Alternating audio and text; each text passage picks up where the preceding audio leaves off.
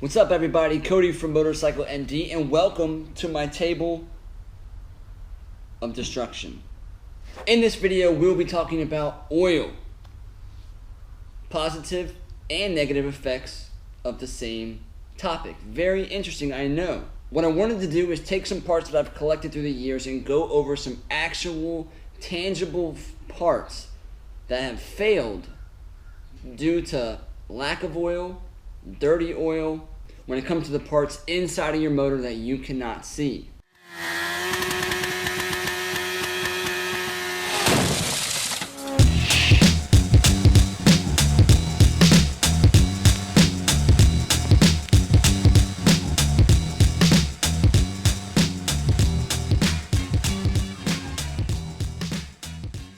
This video is brought to us by GloveWorks HD, my favorite disposable nitro glove when it comes to working with oils, chemicals, and my daily job, which is fixing and repairing motorcycles. So because of their support, I'm going to leave a link in the description so you can get a discount on any box you want to get. As you may already know, the topic of oil and the discussion of types, brands, blends, on what to use is never ending. Everyone's gonna have their personal opinion and their 2 cents. So without beating a dead horse, we're not gonna get into some chemically based compounds and bases and blends and what's good and what's not.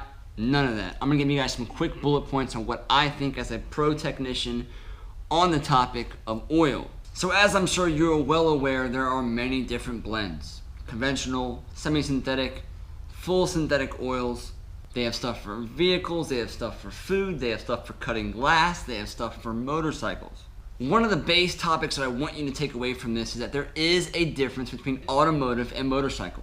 Yes, someone in the comments is going to tell me, I've been running Castrol GTX high mileage in my bike for 20 years, don't talk to me about oil. That's fine, man, keep on keeping on. What I can tell you is that there's a difference.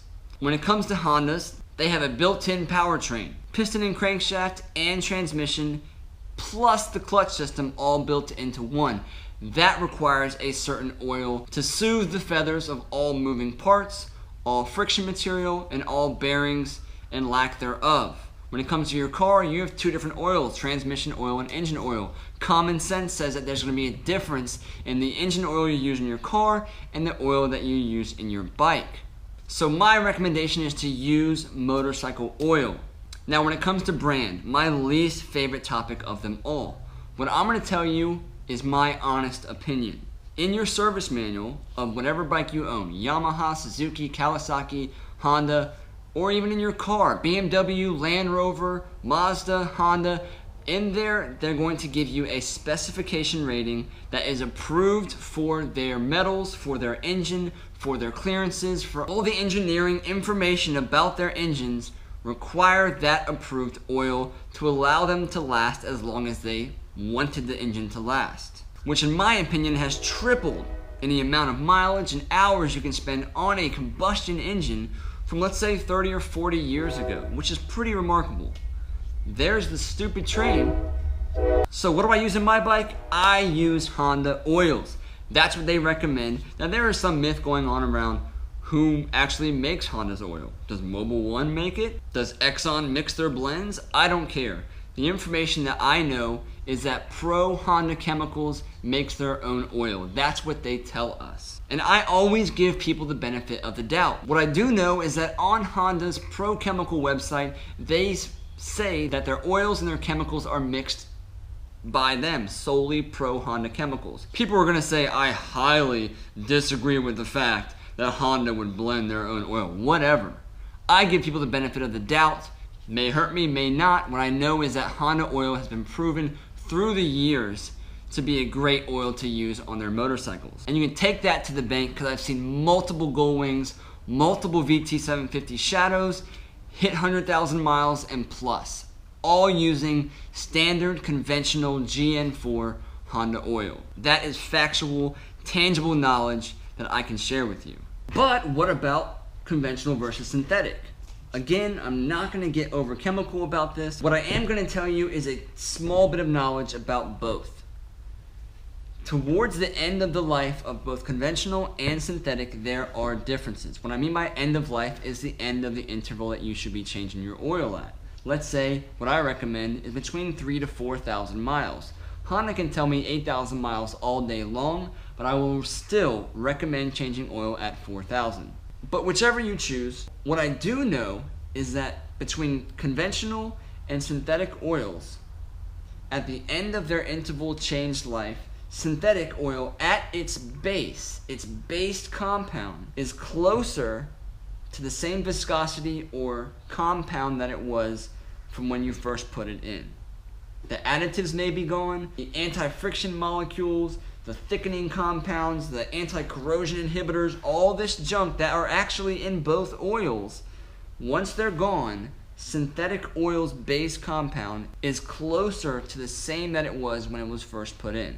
Conventional oil, on the other hand, drops dramatically at the end of its interval when it comes to temperature changes, cold versus hot. As we know, when it gets cold, oil thickens. When it gets hot, it thins itself out. Now, because of the additives that they add into both oils, they can compensate and make these multi-grade oils like 5W10, 10W30, 10W40, 0W20, and the list goes on. But let's say we use 10W30, which is what I recommend for all vehicles past 2006. 10W stands for the grade at which the oil is at during the winter or a cold season.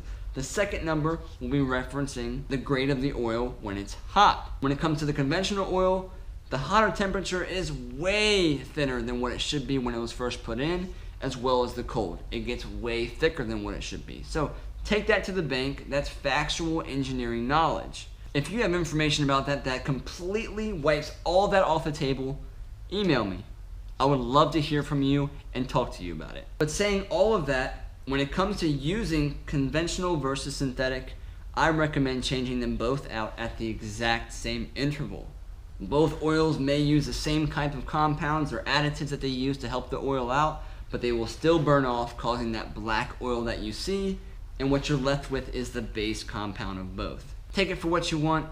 That's my bullet point about that. But let's get into the meat of this topic when we talk about the parts that you cannot see inside of your motor that are being affected by the oil that you use, or the lack of, or the condition of the oil in its current state. The reason why I wanted to bring this up is because many people just know common sense that oil is the lifeblood of your engine. You don't want to run dirty oil, you don't want to run lack of oil, but why? I'm going to show you guys some parts that will tell you exactly why and what happens when these conditions take place. Introduce to you my whiteboard. So I am no artist by any means, but I wanted to use this to kind of explain some things. So now, as you probably already know, oil has a crucial purpose. Okay, its goal is to cool down heated parts, lubricate moving parts, lubricate two surfaces sliding against each other, and so I wanted to explain that here. For some of you who have never looked inside of a motor or seen the parts inside, you have parts like over here, which would be your top end. We'd call that. We call this your bottom end. This is where your crankshaft. This is where your oil is typically resting. Top end is the air and fuel intake portion of your bike's engine. You have a camshaft that looks something like this with, there's all different makes and models and types and singles and 24 valve systems and twin cams and dual overheads, and consists of a solid piece of metal with lobes on it that as it rotates, they open and close the valves. Okay, for this one in particular. Now these camshafts are hardened, they have a hardened coating on them, and they ride pretty much on a bed of oil when it comes to whatever system you're using. Now I would call this system a shim under bucket. So this right here is your bucket. This is your camshaft lobe. We're looking directly at it. And as this camshaft rotates around and it spins, that camshaft, let's say this one right here, or that lobe, opens and then closes as it spins. So this is, let's say that this is the full open position, where this bucket and this camshaft are touching each other. Okay, it has to touch each other. But if you think of it at a very, very small level, you need oil to stick to and remain on this metal as it heats up and moves around and heats this bucket up. Now obviously viscosity matters, how thick the oil is at whatever temperature you're running at. But then add in some, dust and debris from the air filter that did not pick up what it should have, or you're running a velocity stack or a pod filter. Then add in, the whole combustion process in itself, which develops moisture, which develops carbon deposits and all kinds of stuff from the fuel you use, and all that other junk that gets added into your oil. Dirty oil, now it starts to embed itself into this metal. Now imagine all of that nasty old oil almost acting like a sandpaper when it comes to the metal itself. That's a very extreme sense of it, but you gotta think, this is happening, this opening and closing is happening hundreds of thousands and thousands of times through the life of the bike, okay? So obviously, having clean oil is important. As you can see here on this camshaft, we have wear all over top of this cam lobe. You can see that the hardening, this area right here, this more rounder section, what we're seeing here is how this end almost has no wear on it. But when we come around, when it starts to make contact with this bucket, it is now making contact. And what that does is it wears out the top, very most top of this lobe over time. It breaks down the hardening of the metal itself from overheating. Dirty oil, and of course this is just the process of overtime metal breaking down, but scoring here where this is actually spinning and riding on a plane bearing, all in between here, this is all scored up and worn out from dirty oil, lack of changes, and so on and so forth. This camshaft is actually out of a CB400A automatic, and of course the systems were not as efficient as they are today, but you get the idea. Now if we come over here to the lower end crankshaft, again, there are still clearances that need to be had when it comes to this type of stuff. This is measured with plastic gauge, feeler gauges up here. But regardless, the crankshaft and the connecting rod, as you see here, or as you see here, this is out of my 24-year-old lawnmower. This hole here, this big end of the connecting rod, is riding on that crankshaft over and over and over and over again, and there needs to be some kind of cushion of oil or clearance there to allow it to cool itself down, flush out old material, flush out worn metal, and lubricate the potential metal on metal contact. Now as you can see here, there is severe wear on this big end portion of this connecting rod. Very, very heavy gouging, scoring from dirty oil, grass, debris, dirt. A lot of it gets sucked in through the crankcase breather system on these, but just lack of maintenance, sheer lack of maintenance, where now it is overheated or dirt and debris has filled the oil, no one changed it. Whatever the case may be, there's a couple different factors that it could be, but you can see that it wears into and wears down the metal. Once that metal starts to come off of here, the gap grows larger and larger and larger, developing knocking noises, developing a lack of compression. All types of things can take place. Now here is a piston that is running inside of a cylinder. Well, oil is not necessarily living inside of the cylinder, but up to this portion, because this is your lower oil scraper ring that scrapes down oil as that piston travels up and down inside the cylinder, oil is all inside of here. It's underneath here to help cool down this piston, as oil, as we like to call the splash effect. As this is running up inside and down, the crankshaft is spinning round and round. It's throwing around oil all inside of your motor, which has helped to lubricate all of these portions. Of course, there are also cut out points inside of the crankshaft, inside of the connecting rod, that allow oil to travel into different areas, as you can see here, which is when your oil pump gets into condition and all this kinds of stuff. Honestly, this can get into for some reason I keep wanting to go into a huge topic when I need to just stay on point.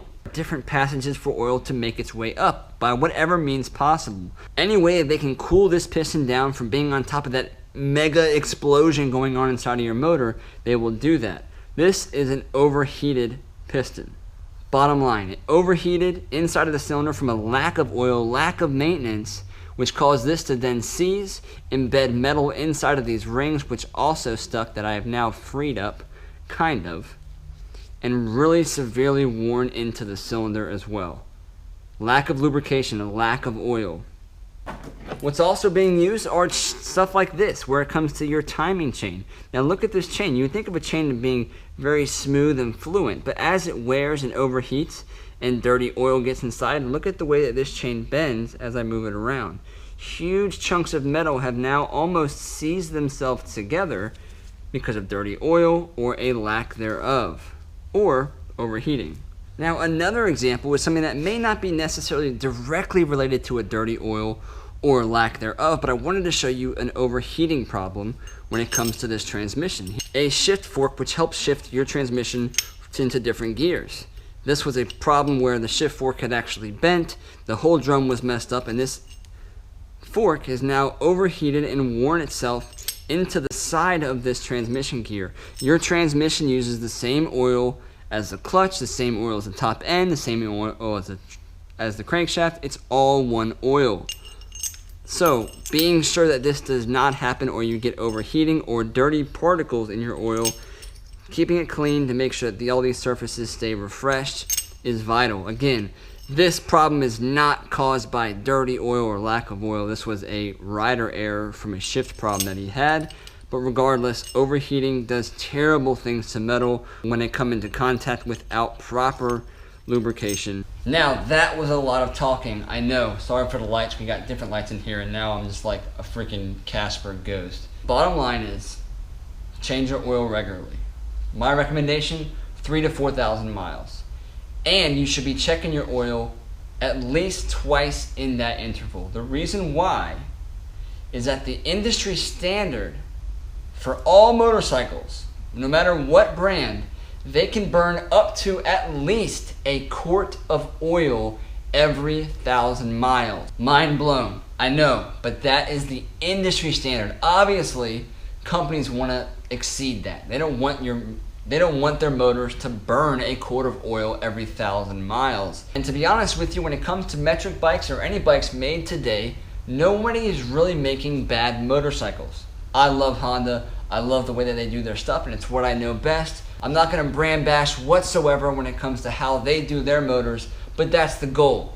Don't burn 1 quart of oil every 1,000 miles. But because that can happen, problem with manufacturing, that's why recalls happen, so on and so forth, you need to be checking your oil regularly. I've seen many bikes come in after a long interval between 6,000 to 8,000 miles, and they've almost lost a quart or more of oil. I've seen it, trust me.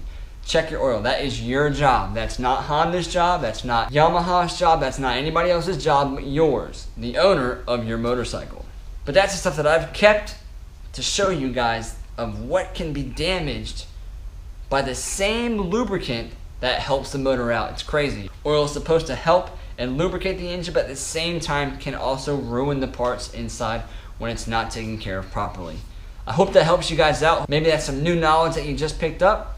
Let me know in the comments. Tell me what you thought. Be sure to subscribe to the channel, Motorcycle MD. You never know what's going to come out next. Also, be sure to follow me on Instagram and Facebook /TheMotorcycleMD, where I post pictures and talk about stuff that I go through daily being in a motorcycle repair shop. And of course, subscribe to my email mailing list where I give you updates on videos as well as member content that you're going to want to be a part of at MotorcycleMD.com. Thanks for hanging out. This is Cody from Motorcycle MD, bringing you guys quality tips and tricks for your next build or your daily rider. See you guys next time.